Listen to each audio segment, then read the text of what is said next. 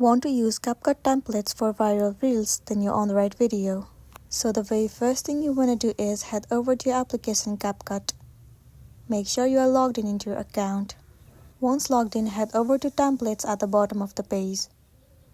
Tons of different templates will be available to you. If you scroll down, you'll get to see more. Or if you're looking for the specific one, then you can search it in the search bar.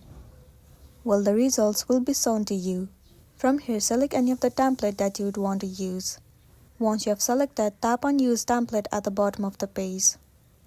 Now simply choose a video for the template. Once selected, click on Next at the bottom right corner of the screen.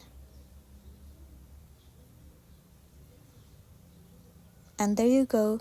The video has been made with the template that you have selected. If you want to save it, click on Export at the top right corner of the screen, and then the video will be exported to your gallery. So that's the end of the video. If this video really helped you, give it a like and check out our next tutorial. Thank you.